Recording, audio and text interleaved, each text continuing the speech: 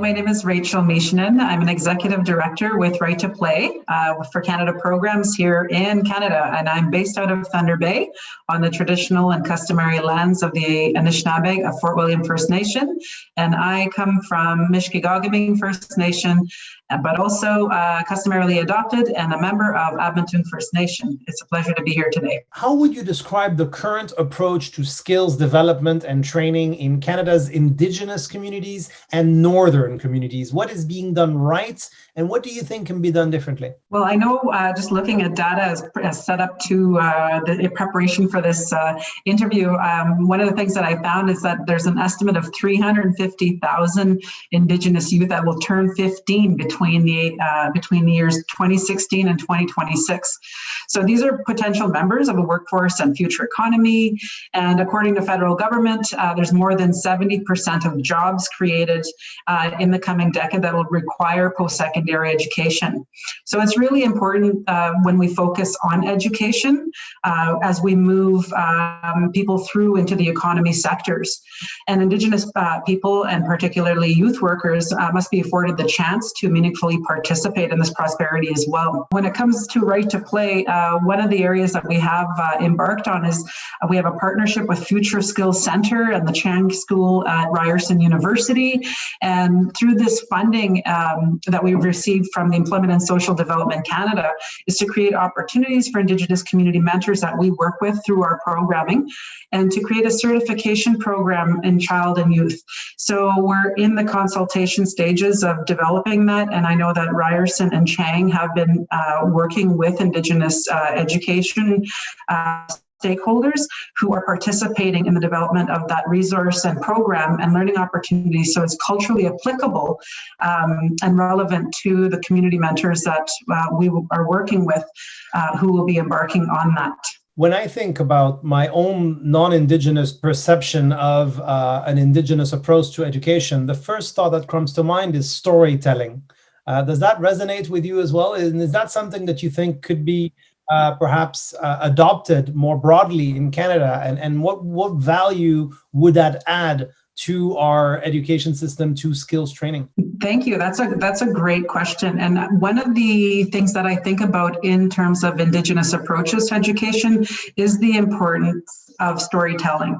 Through storytelling, we're able to learn a lot about who we are, where we come from, why we do the things that we do, and it helps collective in a collective thinking, a collective learning, a collective of moving forward together.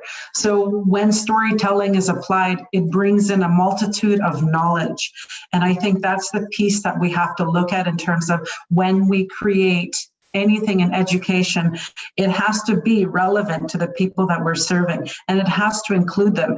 And the best way to pull that information out is actually through storytelling.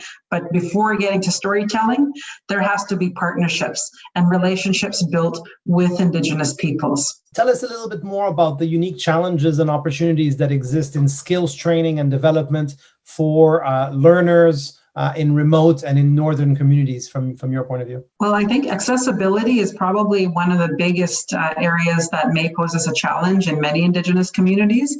And this could be accessibility to internet, it could be accessibility to materials and resources in the areas that are needed in education and employability as well. Also, accessibility to support services within the community that will support them in their economic or their education journey. And also access to basic needs. As in Canada, in many urban centers, we have access to clean drinking water, and there are communities that don't have access to that. So there's a whole other array of challenges that exist within Indigenous communities that many Canadians don't have to worry about when they're embarking on an education or an economic journey. Also looking at programming, meeting the needs of literacy, diverse literacy levels within community mentors, that has to be taken into consideration when looking at designing or developing an education program, and looking at ways that those literacy needs can be met as well. So identifying and creating a multi-stream of opportunities that will meet the diverse levels of learners. And I think parenting responsibilities is a really big one, and being flexible in programming to ensure that everyone can participate and maybe not have to leave their community to attend, learning or education training opportunities. What about educating the educators? And up to you to focus on Indigenous or non-Indigenous educators, but in general, how do we prepare our educators to train Indigenous learners for the future economy? And what sort of skills do you think need to be prioritized specifically in teaching Indigenous learners? That's another great question. In my area in education and my experience in working with classroom teachers, the area of focus that I've always started from was identifying what they know or what they think about Indigenous people. Because a lot of times, many adults in Canada have this misconception of Indigenous people, that we are all the same, that we all speak one language, that we might even possibly still live in wigwams or igloos, whatever they're thinking. But I think it's really to identify where they're at, what they know, and then start to introduce to them, information that wasn't provided to them in their learning experience, and that could include talking about the history, looking at residential schools and the impacts of that system, looking at how education has grown from that and where are we at now currently based, and whose standards are we trying to uphold when it comes to education, as well as looking at policies and important documents and that relate to relationship between Canada and Indigenous peoples, like treaties, the Indian Act, and different policies that really impact Indigenous people that might not impact the rest of the majority of Canadians that, wouldn't even know about that.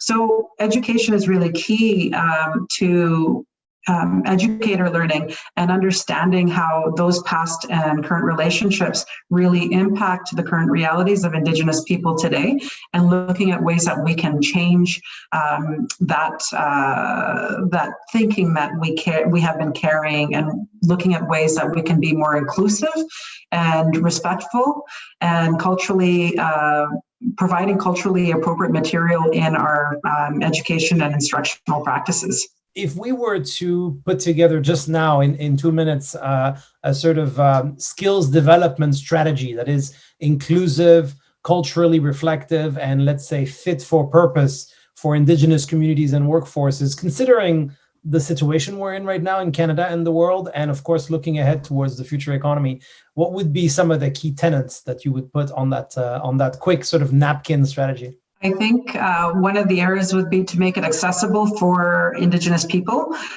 making sure that it's culturally relevant, include Indigenous community partners in the initial, the development, the design, the delivery, and the post-delivery. Including Indigenous people in that process is a sign of reconciliation as well, and it meets the needs of Indigenous people. And making content more culturally relevant and applicable to learners and where they come from, allow opportunities for people to make connections and correlations to what they're learning, to their personal lives and their worldviews and their day-to-day life. If you had 30 seconds to pitch someone with power in Canada, whether it be government or industry, whether it be a group, whether it be the Indigenous community itself, and the goal would be to improve skills development for Indigenous learners in those northern or remote communities, who would you choose to pitch, and what would you say in 30 seconds? For me, I just think of the Prime Minister, and my suggestion or my pitch would be is that there needs to be a revisit to the commitments that were made to the Truth and Reconciliation's call to actions, and acting on the commitments that were made, and identifying ways that these commitments can become a part of action. And I think that that's the piece for me, is that there was a commitment that was made, and I don't know the follow through has been what it was intended, but to revisit the Truth and Reconciliation's calls to action and the commitment that the government has made, I think would be the first step that would need to happen. It is part of action and it's part of relationship building, and we need to restore the relationship.